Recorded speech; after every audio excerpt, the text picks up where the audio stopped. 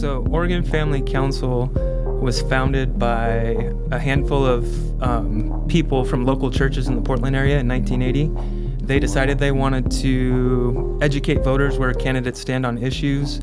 Funny enough, my father, Jack Louman, same name, he was one of the founders of Oregon Family Council back in the day. So I've been involved and around Oregon politics since I was a kid. Maybe some great resources. And today we're kind of officially announcing our partnership that we're working on translating this particular voter guide. I know a lot of we distribute our voter guide since 1980. Oregon Family Council has been distributing the voter guide. This general election, the voter guide will go out to 1,800 churches across the state, and not necessarily, it's not an endorsement guide, but to educate how the candidates would vote on certain issues. And it started off being distributed to 4 churches in the Portland area. They just bootstrapped it together, got some money together, did the research, sent out questionnaires to all the candidates, distributed it to those 4 churches, and it was so well received.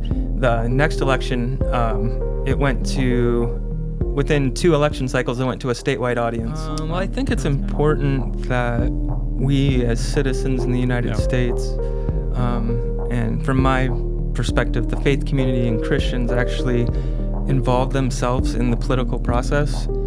Because if we don't speak up and if we don't stand for truth and we don't stand for the ideals that we hold dear, those things are going to fall by the wayside.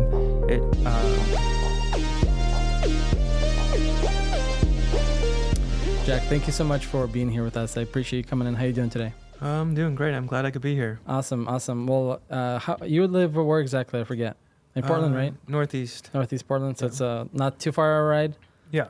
Perfect. Yeah. There's I know a lot of our guests come in from all over the state, so it's always kind of it's a long drive down to this area. It's almost a Gresham. So thank you for making your time. It's always good to have guests with us, and always good to learn more about what's going on in our town. And you guys have been around for a long time, and would love to learn a little more about that. So thank you very much. Before we start, I'd love for us to kind of quickly, for those listeners maybe who are tuning in for the first time, Yaroslav usually does a quick introduction about Slavic Vote for those first listeners. Yaroslav, if you can do that really quick. I'm going to do it really quick. Sounds good. Register people. Yes. We educate people, then we try to activate them. That's right. And again, this is mainly for the Slavic community. We do have a couple people that are going to be running. I know one person, our board member, Bill, is running for city council, nonpartisan position in Happy Valley. That's just, we're not trying to move the Slavic community forward, but we're trying to get them engaged. And if being active is what gets them into their community, if that's what it takes, that's what we'll do. So that's kind of our motto. The first 2 years, we just ended up doing registrations mainly because we realized the Slavic community was not registered. We kind of moved more into the education and more of the activation, trying to get people into low-level positions just to kind of get a feel for it. And actually, Dimitri, he might tell you he actually ran for a position too, just to see what the qualification process is like, what the application process is like. So it kind of really helps us. Yeah, it was a great learning experience. One thing I definitely learned, it's pretty accessible. It's something that is not hard to do, and you can really once you apply and go through those steps, then you really decide how much you want to invest, and the more you invest, the more the chances you're going to win. So it's one of those things. So it's definitely an interesting process. Have you ever thought about running for anything, or have you run before? I forget. No, I've never ran for office. I like staying behind the scenes, in the whole political world. Right. Yeah. Well, I think what you guys are doing, and yourself, you guys are helping a lot of great candidates get elected. So I think what you're doing is also very important. So I understand, because a lot of times what we do is also behind the scenes and helps a lot of new voters come in and start voting. And the resources like you guys have is very helpful for those who are not very versed in reading those voter pamphlets. So you guys make it easy to go through that barrier, because a lot of times those voter pamphlets are barriers. And especially for the Slavic community, they can't read that stuff and especially understand what those things are. So those are going to be some great resources. And today we're kind of officially announcing our partnership that we're working on translating this particular voter guide. I know a lot of people who have been on our program before or have used our resources before, that we had on our website as well, and also the community in general have used this material before in the past, before us, and even at this time, because not every time we have the ability to put out a more extensive voter guide. So you guys were always kind of a great resource as well. So I'm excited to partner with you guys, and I think you guys are providing a lot of great tools for your community, the American community and the Slavic community as well. And I believe you mentioned you have a lot of folks on your list, on your database, that signed up in the past to receive voter guides. Is that correct? Yeah, we distribute our voter guide since 1980. Oregon Family Council has been distributing the voter guide. This general election, the voter guide will go out to 1,800 churches across the state 1,800. and 200,000 households. That's amazing.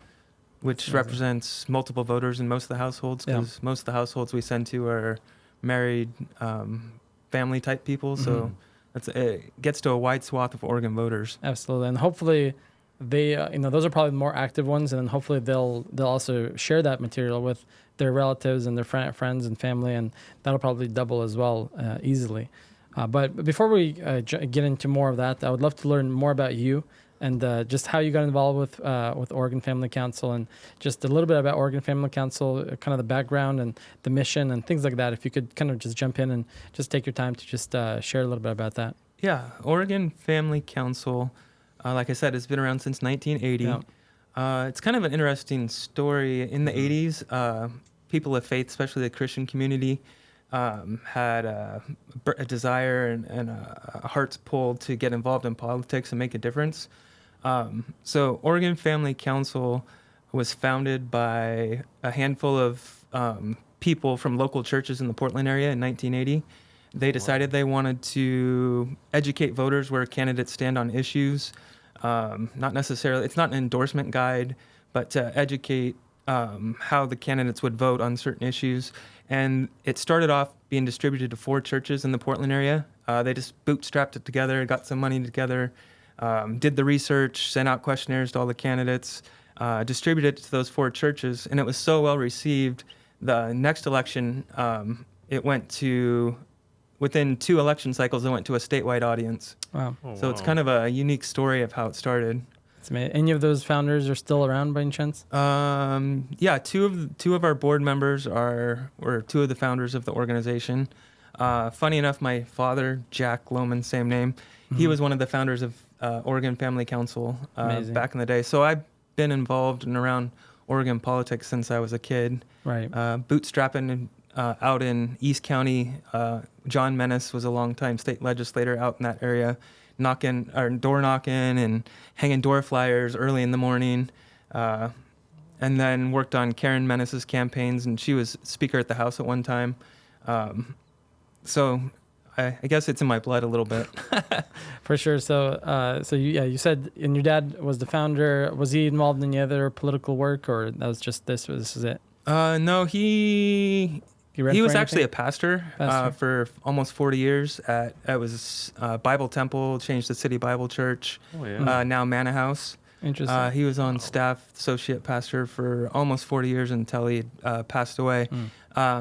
But before that, he actually worked in the state legislature as the chief of staff for one of the legislators, and was involved in campaigns all across Oregon. Then he got recruited by national Republicans to come run congressional races around the country. So when I was a kid, we traveled to Texas and we lived there for a while he ran a targeted congressional race. Then we moved to North Carolina for another race. So we kind of did that political consultant life for a while in my early childhood, which gave me a taste for politics. All right, awesome. And I think, is that correct? You were a pastor at one point, or is that? I've done a few different things. Yeah, at one point I was a pastor, children's pastor on City Bible Church at the time, now Manna House Church. They're a multi-site church, and I was the children's pastor at their campus out in Tigard. I did that for several years, then kind of had a shift and went into the land development business world for a while. And then it was just kind of one of those things. We lived in Idaho, my wife and I at that time. We were moving back to Oregon, and Oregon Family Council had somebody leaving, and the board members knew me and knew my history with the organization and ended up hiring me 14 years ago, and I've been there ever since. Awesome. Yeah. So what made you want to get into this kind of field, I guess, or what made you want to actually work for the Oregon Family Council? Well, I think it's important that we as citizens in the United States, and from my perspective, the faith community and Christians actually involve themselves in the political process. Because if we don't speak up and if we don't stand for truth and we don't stand for the ideals that we hold dear, those things are going to fall by the wayside. And so I felt that it was kind of a duty and a calling to devote myself, at least for however long, it's been 14 years now, to try to make a difference and try to educate people and get them involved. Because I kind of believe that you should be salt and light to the world. And it's kind of bootstrapping and getting down in the nitty gritty to actually get involved and network and speak to people and change hearts and minds to make a difference in this interesting political environment that I work in. Awesome. Well, thank you for sharing that. So you guys been around for what, about 30 years now? Over 30 years? It's 40 years. Oh, wow. Yeah. Oh, that's right. 40. Going on 43, 42. 43. And you guys are, obviously, because of the name Oregon Family Council, you guys only operate in Oregon. Have you guys thought about expanding to other states? Oregon Family Council's mission's just Oregon specific. We're not associated with any of the national organizations. Sometimes people get that confused because there's Family Research Council and they have state policy organizations, and there's some national groups, but we're a separate, independent family policy organization focused on Oregon, governed by a local board of directors that pastors, businessmen, media personalities, experts that are on the board. So it's very Oregon, homegrown, Oregon centric. Yeah. Yeah. No, it's really interesting because when you said that your father started the organization, well, he was part of the team that started the organization. It kind of feels like where we're at. It's kind of like the ground zero because we initially, like I mentioned earlier, I think I mentioned it in Russian or maybe even in English, is that we started doing our own voter guide because we were young, I guess, back then, 3 years ago. We felt young. We had a lot of energy, a lot of time. And we were like, we can do this voter guide thing. So one of our very bright board members or founders, Lily Zhukova, she actually took on the task. And I mean, this young lady is bright. But even for her, it was such a task to where we had to actually create a committee around it. We're like, whoa, this is taking so much time when we're trying to get people to register. It took so much time to, email, trying to meet up with all these candidates. And we kind of went from the lowest positions up to the higher positions in the state. And still that, just for how many, we did, like Spokane? Yeah, we only did a couple counties. Usually 5 or 6 counties. Yeah. And it was so much work, and we're like, this can't be that hard. So I remember I actually went on the computer and I just searched up, Christian voter guide, and I think your website is the one that actually popped up. And I think the only thing was that I was going to ask you is, how deep does your voter guide specifically go? Because we're talking about like city councils, positions that are nonpartisan, but still you're kind of interested in people like getting some information about the people besides, searching on Facebook under their name. How far do you guys go, like in the county level or so state, county? Well, we cover governor and statewide races all the way down to county commissioner races. Okay. We delve into city races, commissioner races, and mayor races. Depending on space issues, we can't always include those. And that's kind of on a case-by-case basis, but we do try to find information on every candidate that's running from governor all the way down to at least the major cities in Oregon. Is what we try to do. And you guys do primaries too for? We do a primary guide and a general election guide every election cycle. Okay. And sometimes we'll do some sort of voter guide for off-cycle elections and special elections and school boards and things like that. Got it. Yeah. So how intense is the process? Because I mean, we kind of go from what we experienced, the time commitment, just trying to track people down. We all know how, even with our technology, with cell phones and everything, not everybody replies at all. Some people just completely block you.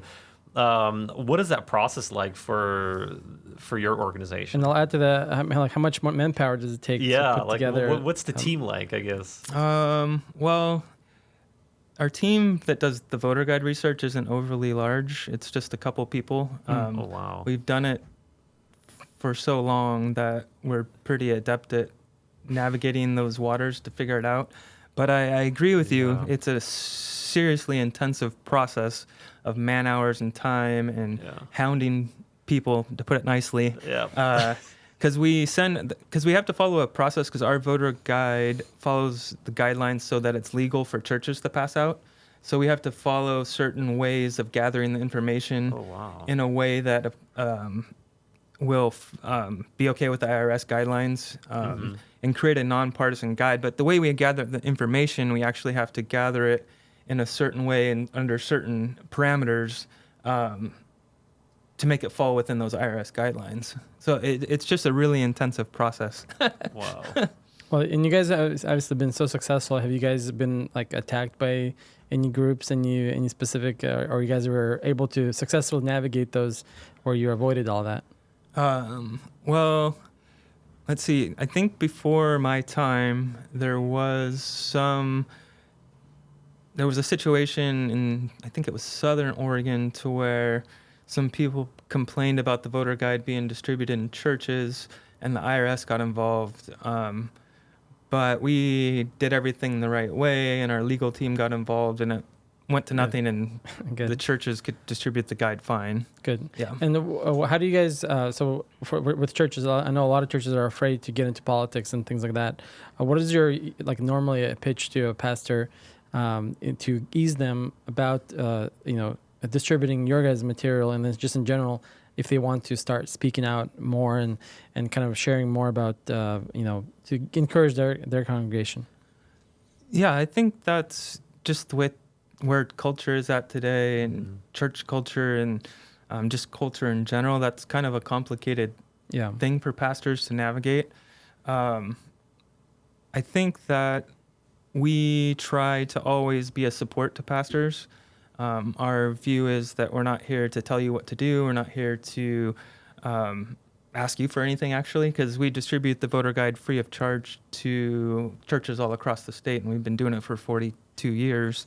And I think it's just our reputation and that we've done things the right way and been a helpful resource for so long that churches are generally are pretty open to distributing the voter guide. Good. Yeah, and you guys obviously make it a very, friendly, for lack of a better word, where there's really nothing. It's very, again, it's made to then be able to distribute. So I think a lot of people appreciate the fact that you guys take a lot of attention, put a lot of attention to that, so there's no confusion, and the churches and pastors feel comfortable sharing that material. So I appreciate that. Do you guys have any plans for the future to to do any kind of to cover any more ground here in Oregon specifically? Bring on more maybe doing any additional projects? I know you guys do events as well. I don't know how long you guys have been doing events, but is that something that you guys are considering, or you guys like to keep it the way it is? Yeah, we're involved in a number of different things. The voter guides are a big thing that people know us for, but we are involved in lobbying in the legislature, activating grassroots activity while the legislature's in session, to get grassroots folks to call in and support and oppose bills. The goal is to try to jam up the call board at the down at the state capitol, so that they know people are upset or positive on a bill. We do events. Yeah, we do a biannual event, which we haven't done because of COVID, but we're going to bring it back, is Pastors Day at the Capitol, where we invite pastors from all over the state. We usually get 300 to 400 pastors come to a free lunch. We bring in the speakers. We've had Dinesh D'Souza come speak at this event before. Then we set up buses, typically, that take the pastors after the lunch and the program over to the state capitol building to meet with their legislator and pray, speak to them about local issues. And that's always been a really positive event. Another event we do is the Freedom Rally. It's sponsored by Oregon Liberty Alliance, which Oregon Family Council is one of the founding members of Oregon Liberty Alliance. I'm one of the co-founders of that organization and one of the co-founders of the Freedom Rally. It's an annual event that we've been doing. I think this was the 7th year. COVID has me confused sometimes about how many times we've done it. Right. That's the one that Dinesh D'Souza was going to be at this year, right? Yeah, we had the problem with this flight out of Chicago, I think. But at one point you were going to bring, I think year before that was Charlie Kirk, right? Charlie Kirk, we've had Oliver North, Michael Reagan, Dinesh D'Souza, a number of well-known people at all of those events, and we usually get about 1,500 people out to those events. Man, that's a great event that we just keep doing because people keep coming. Yeah, for sure. No, it was a great event, and I really enjoyed being part of it this year. And did you say you guys are not going to do one next year because it's biannual, or? No, the Pastors Day at the Capitol is typically biannual during the long legislative session, which we're looking to try to bring back this next year. Right. The Freedom Rally we do, it's an annual event. Okay. Yeah. So you guys do you have a date that you can announce already with the next event? No, not yet. I know this year was like a February, I think, beginning of February. Well, this year was complicated, which I don't know if we want to get in on this, but our original event location called me all of a sudden after we'd been booked there for 5 months, and tell me that they had structural issues and they were going to shut down and you don't have an event space anymore. Wow. So we had to scramble around and get that event date that we did do it out in Hillsborough at the event center out there. So that was all a big scramble. Yeah. For sure. And then trying to get the speakers changed around on their dates. It was but we don't need to go on all that. Yeah, for sure. Yeah. Well, definitely a great event, and I'm looking forward to the next year's event. I think it'll be a lot of fun, and hopefully we can get a lot of Slavic community members to come out and support and just be there to show that they do care about the state. And we do have a lot of folks who are moving and who are staying. For the folks who are, are kind of debating between staying or not, what's your message, I guess, for those folks who might want to give up on the state and go to Texas, South Carolina, Florida? I'm considering it. Who knows? But what are your thoughts on how do you tell those people if you ever come across? Well, that's a tough question. No, I'm just joking. I think that lots of things are cyclical in life. So you've been around this for a long time, so you've seen probably different things change and can change. Sometimes it gets really dark before the light can break through, and then it breaks through. So I would say that we need to be salt and light where we're at.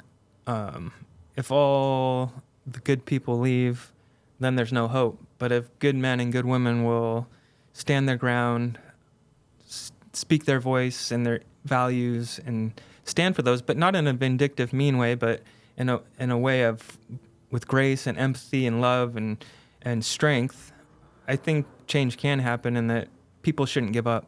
Yeah, for sure. Yeah, because a lot of people, I think they were looking at California and the huge exodus, not just businesses, but just people in general that left California. I don't think Oregon or Washington is there yet, even though I think Washington has the longest. Is it Oregon or Washington has the longest running governor? Well, party.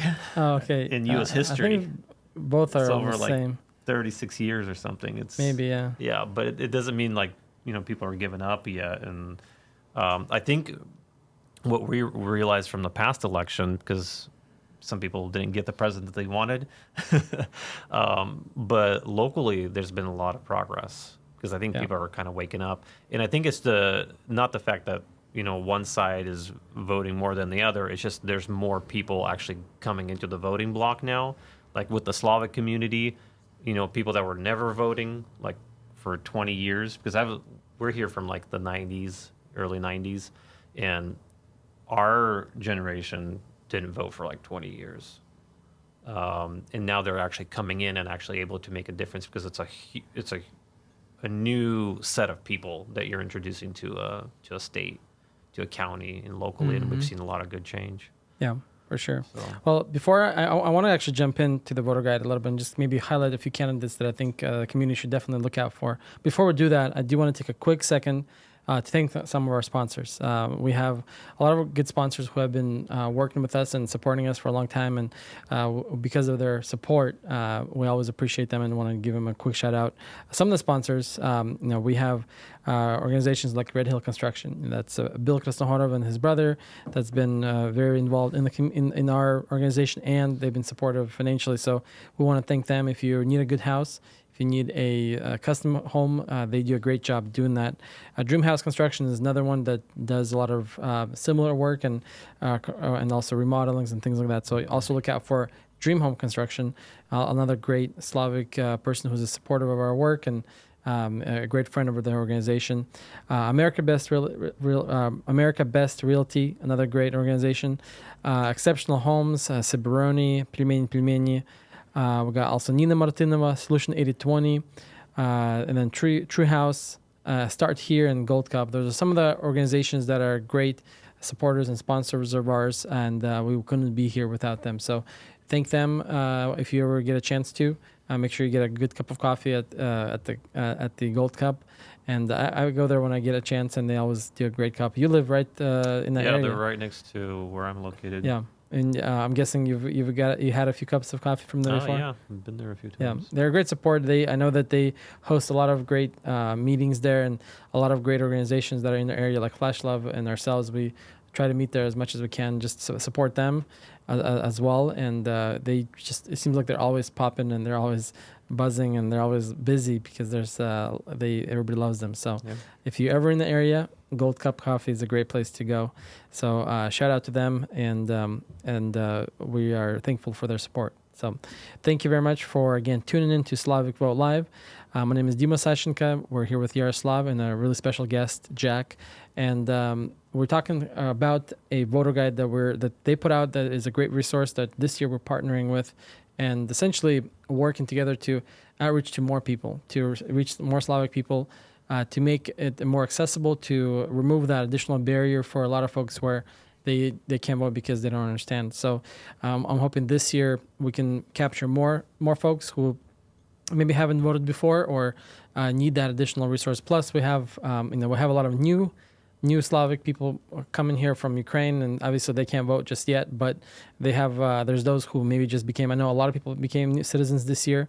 They lived here for 5 years, and they might not be well versed yet in English. So it's a great resource for them as well, and just everybody else who is still in the community. I know a lot of the older generation are still not a lot of them do speak Russian or English, so it'll be a great resource. So, but the voter guide, again, if you haven't seen it, it looks like this. Pretty much the first candidates that I think we'll cover right away is obviously the governor candidates. We see a lot of, we see three main candidates. I'm guessing you guys have a full version on the website, right, where you have their other, constitution candidates, or you guys leave those out? In the voter guide, we don't cover minority party candidates typically. So you skip the constitution and those other smaller elections, right? Or candidates. Okay. It's just kind of our policy on a space issue, and then on a winnability issue. Right. There's been no minor party candidate that's won an elected office in Oregon in a long time. And I'm talking about the online as well. You don't add it on the online version as well, right? We don't add those ones now. Online, okay, perfect. So we're obviously looking at three major candidates: Tina Kotek, Christine Drazen, and Betsy Johnson. We had Betsy Johnson on the radio, had a really great conversation, learned a lot of great things about her. One thing that I remember for sure is just the fact that she flew. She's a helicopter pilot, and she had a opportunity to fly in Soviet Union. So that was kind of fun to learn something about her. Christine Drazen, we're working to bring her on the radio as well. Hopefully in the next couple of weeks, we'll have her on, if not sooner, and learn more about her and just see what plans that she has, because she is currently leading in a lot of the polls. She's leading and she has a chance of winning this year. And so that'd be interesting to see who wins this election. Do you want to take a stab at it and project and kind of take a guess what you think would be the best chance of winning, if you want to take that risk? Well, I think this is a very, very unique governor's race for Oregon.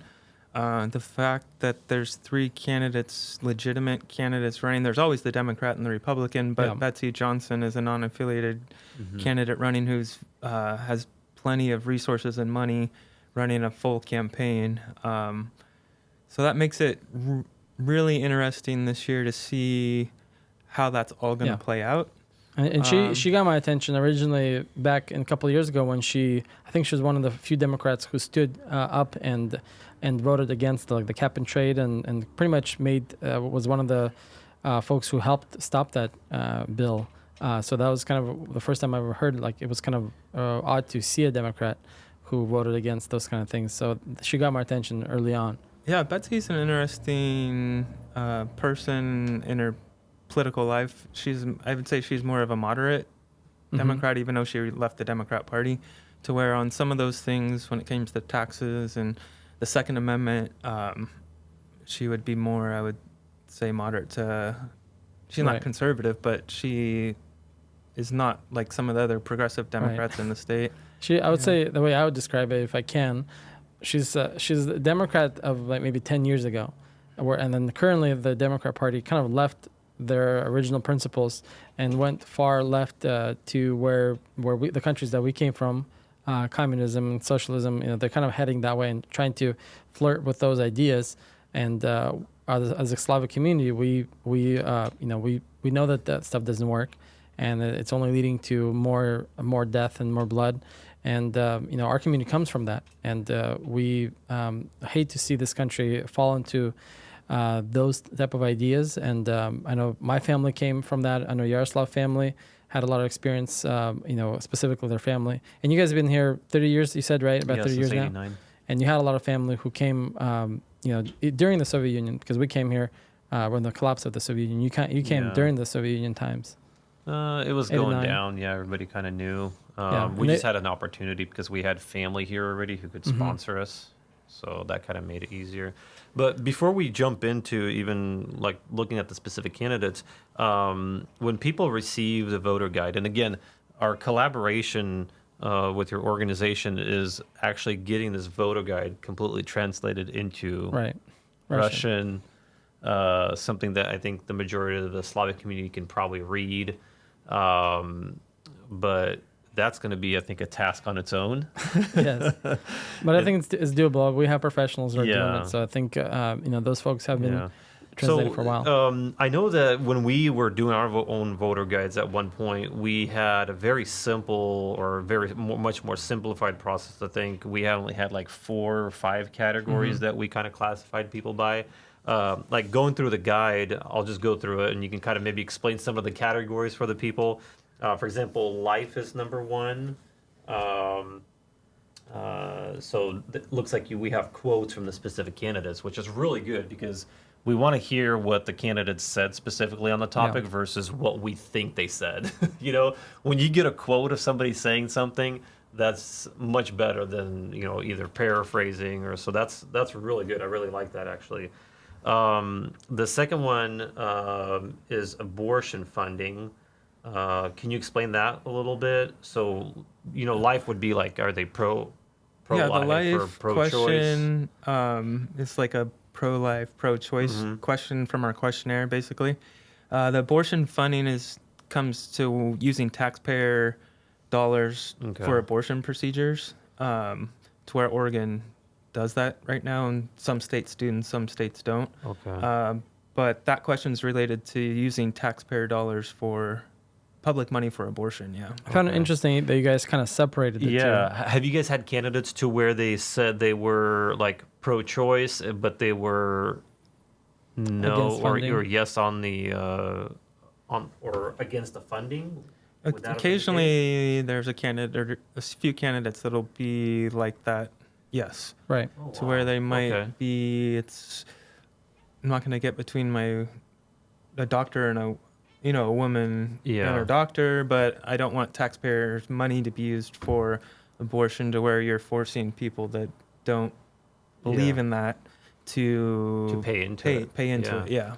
Okay, that's good. What about kicker? Can you kind of explain what that's about?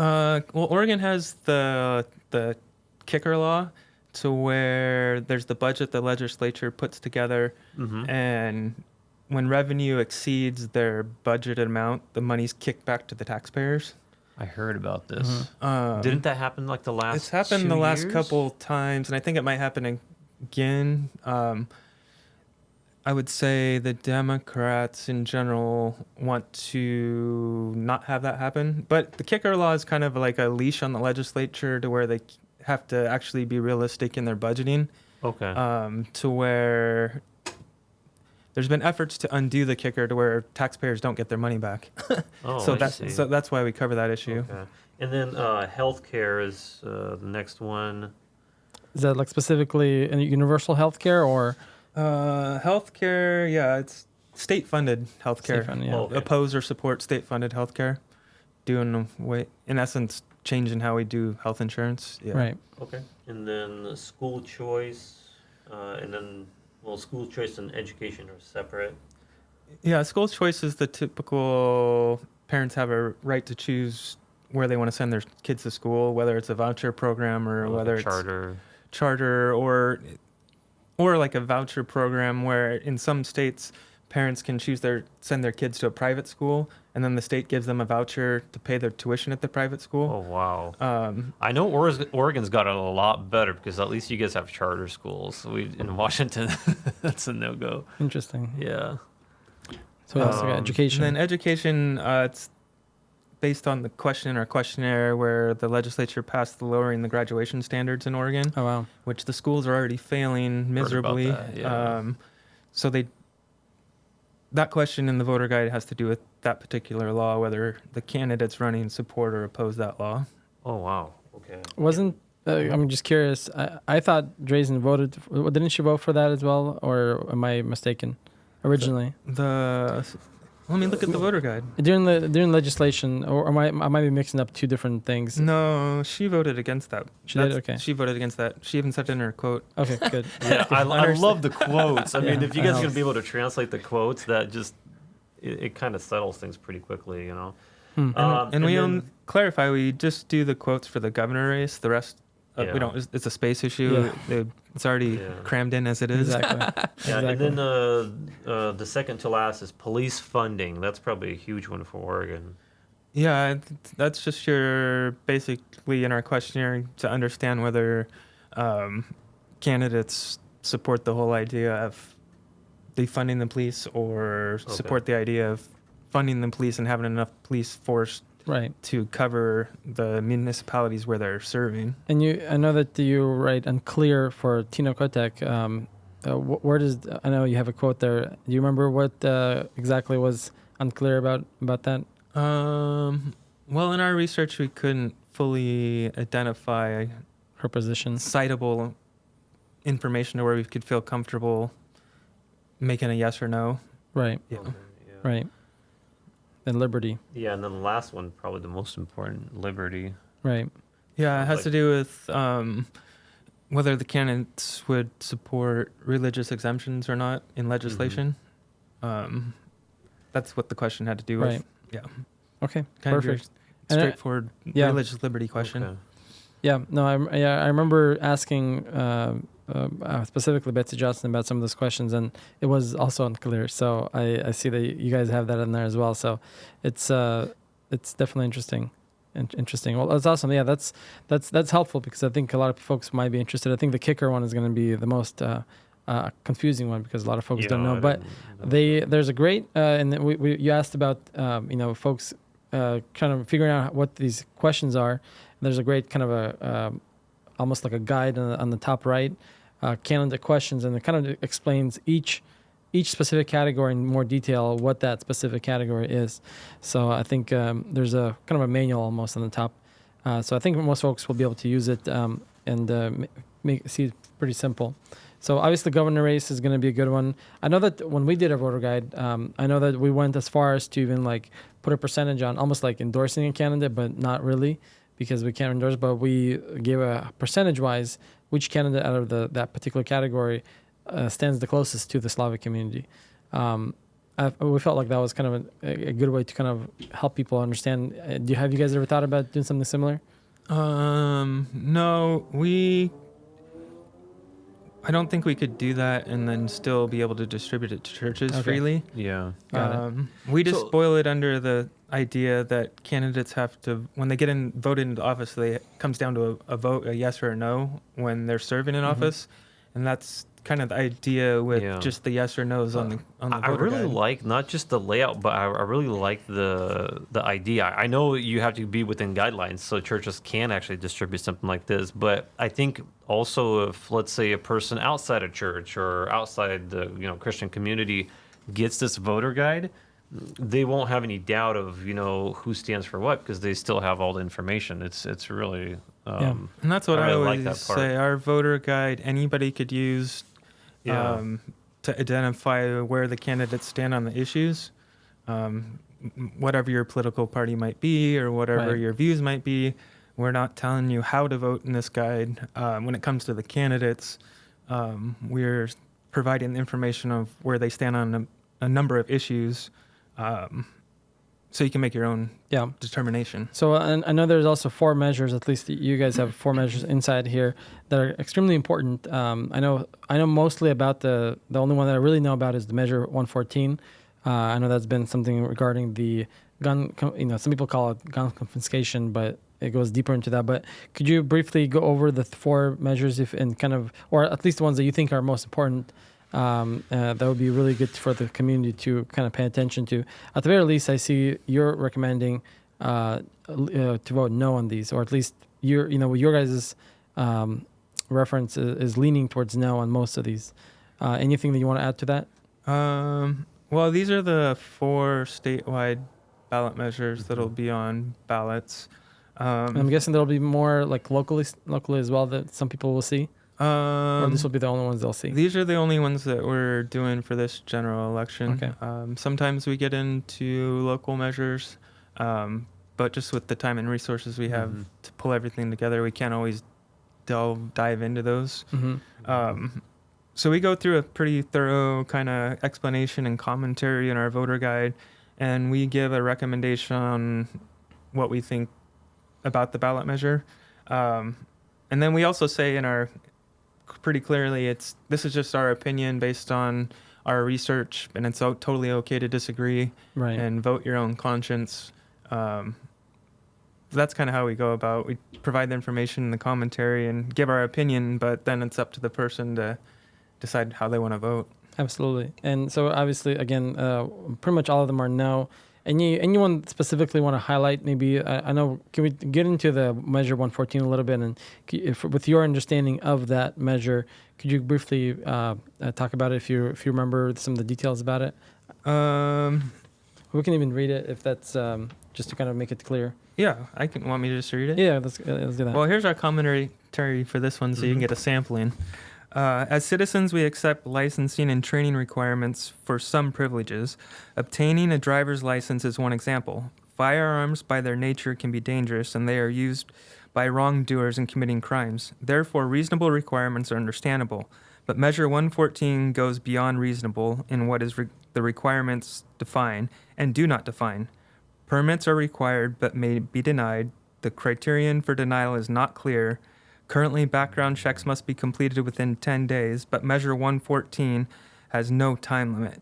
An extensive training class is required, but cost and availability of those classes are undefined. Owning a firearm, whether for hunting, recreation, or personal safety, is a right guaranteed by the U.S. Constitution.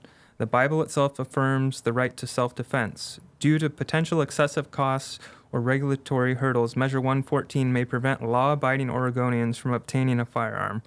Furthermore, many guns, including many common shotguns, would be outlawed. Additionally, the cost of implementation, both for the background checks and classes will run in the hundreds of millions. Not all of these costs are covered in fees, thus taking money from already underfunded law enforcement. Finally, according to the U.S. Department of Justice, less than 2% of prisoners in federal custody obtain the gun they used in a crime from a legal retail source. This suggests that Measure 114 will add greater burdens upon law-abiding citizens while doing little to impact criminals. So we lean no on that. And I remember that one specifically. What stood out to me is about this specific bill is also if, for example, the owner passes away, they can't pass on that firearm to their children. It has to be destroyed. So that's another kind of thing that didn't make sense to me, at least. So I just wanted to highlight that one because I know there's been a lot of talk about it, and there's a lot of signs out in the streets about it. So I feel like it would be a good explanation for those folks. And it seems like a lot of times when they try to do new gun regulations, the truth is the criminals are going to get guns and use them. Yeah. And they're always going to get the guns, and they don't typically get them legally. Yeah, this is 2%. So this is an unclear, has lots of unclear and undefined things that actually are going to affect law-abiding citizens' ability to use their Second Amendment rights to bear arms and hunt and recreation and target practice and all those things. Right. Well, thank you very much. We just had a small taste of what the voter guide has. For folks who are, again, interested, they can get the copy of this on your guys' website, and also hopefully the churches that we're sending, they're all going to distribute it, and the Russian churches. So it'll be available all across the state for those who are interested. And if you want to get a physical copy, I know they can go on your website. Can you briefly tell folks if they want their own copy, and this way they don't have to rely on, and maybe they don't go to church, where can they go and get an actual copy? Yeah, if you visit our website, OregonFamilyCouncil.org, that's OregonFamilyCouncil.org, there's navigations once you get there to where you can submit a voter guide request. As of Tuesday night this coming week, there'll be a PDF version available on the website that you can just look at on the website, or you can order a hard copy between now and then, and even after Tuesday, and we'll send you a hard copy as well. Awesome. By the next day. Will you guys have the Russian version online on your guys' website as well? Yes, once that it's translated. Once we get the work done, and we can, it'll be on our website. And then we're planning on printing some as well, so there'll be paper copies available. So last question, how many languages are you guys translating this into? I know there's like a big Hispanic community. We do English and we do in Russian. We've done Spanish in the past. We haven't done that for a couple years. So just rely on their partners, right? It's partnering with people that are interested in. If there's a demand and people are asking us for it, we'll do it. Like I said, in the past, we've done Spanish when we've been asked and approached and had partners distribute it. So we're open to doing it in other languages. People can come to you and be like, is it worth it to actually do this? Because, the majority of our community doesn't speak And I'm open to those conversations and seeing if we can work together to help more people get involved. For sure. And vote. I think there's obviously Spanish, Russian community. Vietnamese is a big community. I think that so hopefully if folks are listening and they know certain groups, I think they would benefit from that as well. So obviously they can find you on the website. There's probably contact information. What's the best way for them to reach you if they want to specifically connect with you, or the website is the best way? I think just connecting through the website is the best way, and it's an easy way to do it. Yep, I know. And you guys are a PAC most likely, right? Because I think there's multiple. Well, we're set up. Typically how organizations like ours are set up, we have several PACs. Okay. We have a 501c4 and we have a 501c3. Okay. So we kind of cover the full gamut. In Oregon, people are able to do a tax write-off, right? Exactly. That's one thing I wanted to kind of ask as well. I know we're going over our time already. We haven't been shut down yet, so we'll take a few more minutes. So political tax credit. I know we've mentioned on our program many times before.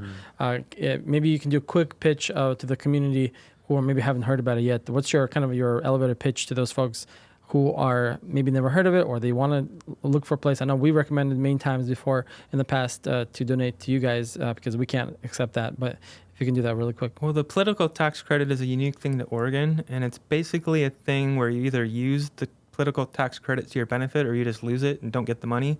It's a dollar for dollar credit on your tax return, to where individual tax filers can donate $50 to a political PAC or a political organization of their candidate or of their choice, or joint filers can donate $100, and it's a dollar for dollar credit that comes back on your Oregon state tax return. So in essence, if you owe zero, you get $100 back. Or if you owed money, say you owed $500, you'd only pay $400. And those are not the right numbers for your taxes, but that's the idea. It's literally a dollar for dollar credit that if you don't use, you lose.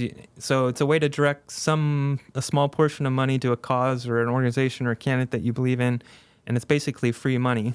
And it's a very unique thing to Oregon. There's only a couple other states that have something similar, but Oregon is the best, where it's literally a dollar for dollar credit. Are those states that do have that in their state, maybe let's say New Jersey does it, right?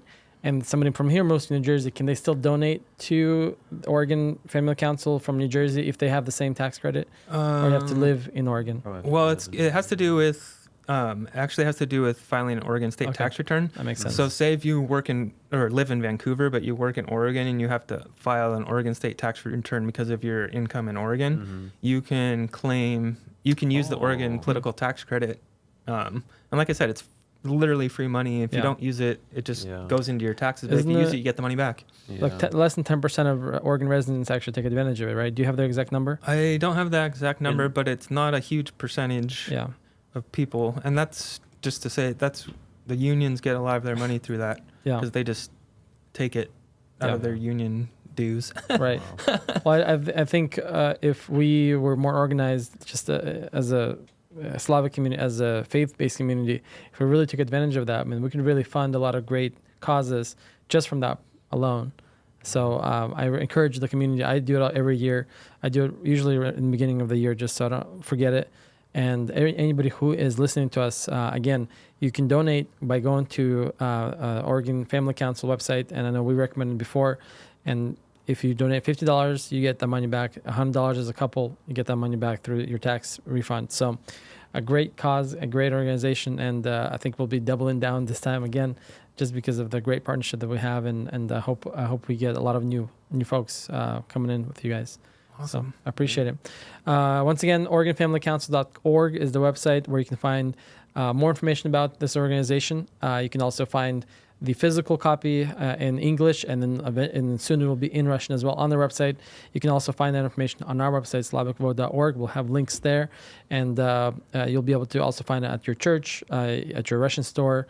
You might be able to even get it mailed if you are a Slavic person and you've received from them before. So we'll definitely do as best we can to distribute as far as we can, as wide as we can, and you can always reach us to and get more information. And we're actually going to have a box here at the studio as well for folks who are listening and they maybe don't have a specific place to go.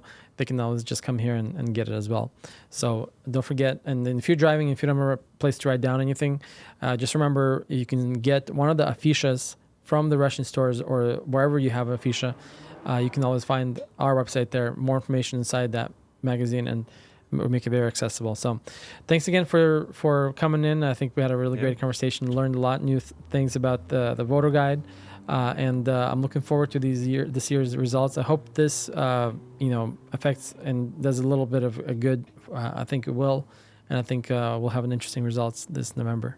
So thanks again. Thanks a lot. Yeah, you have anything else you want to add towards the end? Good. Well, again, thanks for tuning in. You were listening to Slavic Vote Live. Don't forget, you can find all of our previous programs, our future programs on our YouTube page, Slavic Vote. If you just look up Slavic Vote Live on our YouTube, you can also find a library of all of our episodes on our website, SlavicVote.org. And like always, we have a podcast available as well. You can find our episodes on there, and we're constantly uploading those to make sure those are up to date as well. So if you prefer a podcast, you can also do that by going to your platform of choice and looking up Slavic Vote Podcast. Again, thanks for tuning in. Don't forget to visit our website this November and this October when you're ready to vote. And make sure, again, next Tuesday, October 18th, is the last day to register here in Oregon in order to vote this November. So don't forget, again, you can visit our website to find links how to register and where to register. And we'll be happy to assist you if you have any other questions. Thanks again. Any last words you want to add? Maybe an encouraging word to the community, if you want to say it to that camera, or just in general, if you have a word to the community. Well, I would just encourage every one of you to register to vote and let your voice and your values be heard, because every vote does matter. And some of these legislative and county races, literally, I've seen them come down to just a handful of votes decide, literally a handful of votes decide the outcome. So don't think that your vote doesn't matter, because there's a lot of important races. So please vote. Absolutely. And to that point, I think Jeff Kropp mentioned when he was in our program, Kate Brown won by was it 4 votes? Do I remember that correctly? It was by a handful of votes. Do you remember that election? I don't remember the exact number, but that particular election, it was very, very, very close. Yes. And I know that I think another guest that we had, another candidate, he also won his previous race also by a handful of votes. So it definitely matters. Every voice counts. And we encourage everybody who's listening and encourage your community. If you can't vote yourself, if you're not a citizen yet, I'm sure you know somebody who can vote, so help them out as well. Thank you for tuning in to Slavic Vote Live. We really appreciate you listening to this program. Don't forget to click that like button, subscribe, and share this program with your friends and family. We really appreciate it. Thank you very much and have a great day. Кандидаты, стремления. Новая программа Slavic Vote Live. Каждую неделю в прямом эфире. Slavic Vote I want to take a moment to thank all of our sponsors for allowing us to be here on this program and all of our future programs. Some of those sponsors are Pelmeni, Nina Martinov, a real estate broker, America's Best Realty, Exceptional Homes, Dream House Construction, Imperial Cabinets, Solution 8020, Gold Cup Coffee House, Red Hills Construction, Ciberoni, Bonos Floral, Third House Media, and some others. Without these companies, without these organizations, we couldn't be on this program. And if you would like to be our next sponsor, reach out to us by visiting slavicvote.org. We would love to partner with you and further our mission. Thank you very much.